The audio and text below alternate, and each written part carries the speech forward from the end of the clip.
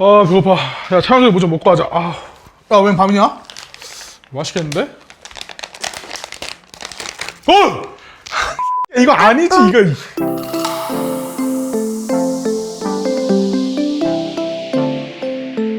네 여러분 안녕하십니까, MC 웅입니다. 반가. 여러분 오늘도 큐트한 옷을 좀 준비해봤습니다. 점점 귀여워지고 있죠? 얼굴도 잘생겨지고 있고 요즘 뭐 대배우의 삶을 살고 있어서 아주 만족하고 있습니다.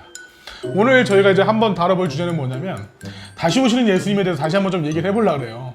어두운 밤에 온다라는 말 여러분도 많이 들어보셨을 겁니다, 그쵸? 그래서 기독교인들이 찬양도 많이 하잖아요, 그죠? 그날이 도적같이 이를 줄. 그러면서 뭐라고 합니까? 늘 깨어있어라 잠들지 말아라. 맨날 늘 깨어있으라 하면서 뭐예요? 맨날 자. 그죠? 찬양하고 기도하다 자고, 찬양하고 설교 듣다 자고, 그죠? 맨날 깨어있고 잠들지 말라면서 밤마다 자. 참 어폐가 많죠. 근데 우리가 한번 생각해 볼 것은, 과연 예수님이 진짜 그런 밤에 오실까? 이 밤이라고 하는 게 도대체 뭘까? 한번 생각해 봐야 되지 않겠습니까? 예수님의 재림에 대해서는 성경 여러 군데에 기록되어 있는데요. 그 중에서도 오늘은 데살로니가 전서 말씀에 기록되어 있는 밤에 도적같이 오시는 예수님에 대해서 알아보도록 하겠습니다.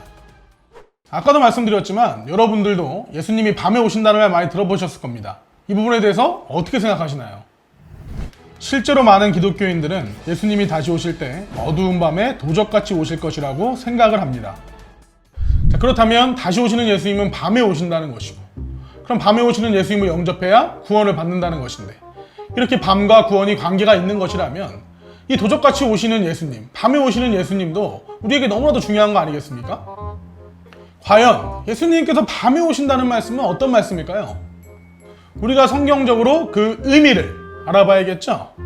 예수님이 밤에 도적같이 오신다는 말씀이 진짜 어두운 밤에 몰래 오신다는 건지 우리가 이 내용을 확실하게 알아야 되지 않겠습니까?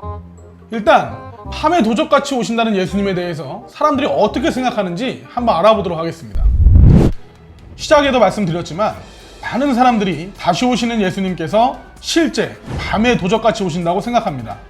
그래서 밤에 잠을 자지 않고 깨어 있어야 한다고 주장하는 사람들도 있죠.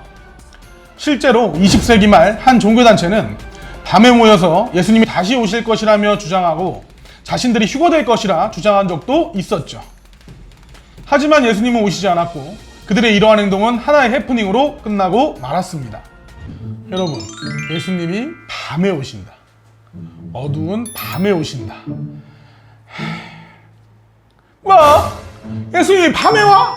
그러면 갑자기 어두운 밤에 이렇게 하늘에서 뚝 하고 떨어지나? 아니면 이런 데서 튀어나오시나? 어이가 없네 진짜. 자 여러분, 한번 생각을 해봅시다. 예수님이 어두운 밤에 와요. 자 그러면 한국에 밤에 오신다고 칩시다. 그럼 미국은 낮인데, 그럼 미국 사람들 뭐라 그러겠어요? 지저스 왜 낮에 와? 이러지 않겠습니까? 에? 그러지 않겠냐고요. 그렇다면 예수님이 이 한국에 밤에 오셨다가 동틀라고 하니까 뭐예요? 갑자기 미국으로 넘어가시는 거예요? 그런 거겠습니까? 진짜 생각을 해봐야지, 생각을 좀. 여러분, 그리고 실제 밤에 오신다면 우리 밤에 잠 안 자야 되잖아요. 맨날 자잖아. 여러분 잡니까 안 잡니까? 자죠. 그럼 천국 가려면 뭐 해야 돼요? 야간 알바 하든가 밤에 뭘 해야 돼. 낮에 자야 되고. 이게 말이 됩니까? 여러분, 예수님이 오시는 밤, 그 실제 밤 아닙니다. 아닙니다. 야, 진짜 이해가 안 되네. 야, 예수님이 그 밤에 온다는 게 말이 되냐? 아유, 밤을 먹으면서 온다고 믿겠다. 그 누가 그렇게 믿어, 그지? 아유, 바보도 아니고. 저희 어머니 그렇게 믿는데. 그래? 저희 어머니 얼마 전에도 밤에 오신다 그래서 새벽 기도 가고 막 금요 철야도 가고 그러시던데. 그래? 우리 잘못 알고 계시네. 제대로 알려드려야지. 알려드리자. 여러분, 예수님께서 왜 도적같이 오신다고 하셨을지 우리가 한번 생각해 봐야 됩니다. 예수님은 눈에 보이지 않게 오신다고 했는데 도대체 왜 이러는 걸까요? 그리고 예수님이 아무리 크다 해도 저보다 작으실 텐데 어떻게 모든 사람이 그걸 한 번에 다 볼 수 있겠습니까? 그런데 중요한 것은 예수님이 오실 때 밤에 도적같이 오신다는 사실입니다. 여러분, 계속 말씀드리지만 성경의 답은 성경 안에 있습니다. 성경 안에서 답을 찾아야지 온갖 상상의 나래를 펼치시면 안 됩니다. 이쯤 되면 여러분들 귀에 딱 찢었을 것 같은데 누누이 말씀드리는 이유는 그만큼 중요하기 때문입니다. 모든 글은 글쓴 이의 의중과 생각, 그리고 글을 쓴 저자에게 답이 있는 것 아니겠습니까? 하나님께서 쓰신 글입니다. 절대 사람의 생각으로 해석해서는 안 됩니다. 자, 그럼 이제부터 밤에 도적같이 오시는 예수님에 대해서 성경적으로 설명해 드리도록 하겠습니다.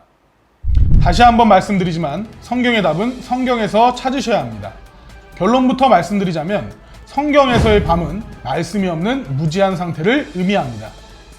요한복음 1장의 말씀에 가서 보시면 태초에 말씀이 계시니라 이 말씀이 하나님과 함께 계셨으니 이 말씀은 곧 하나님이시니라 그 안에 생명이 있었으니 이 생명은 사람들의 빛이라라고 말씀하십니다. 이 말씀처럼 말씀이 곧 하나님이요 생명이요 빛이라 하셨습니다. 즉 성경에서 빛은 말씀을 의미하는 것이고 밤은 말씀이 없는 것을 뜻하지요.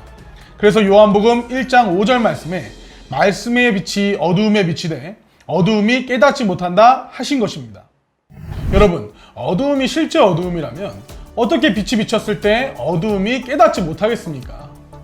다시 한번 말씀드리지만 빛이 없는 어두운 밤이라고 하는 것은 말씀이 없는 무지한 상태를 의미하는 것입니다. 그렇다면 밤에 도적같이 오신다는 예수님에 대해서도 쉽게 이해할 수 있겠죠? 예수님의 재림에 대해서는 사복음서와 요한계시록에 자세히 기록되어 있습니다.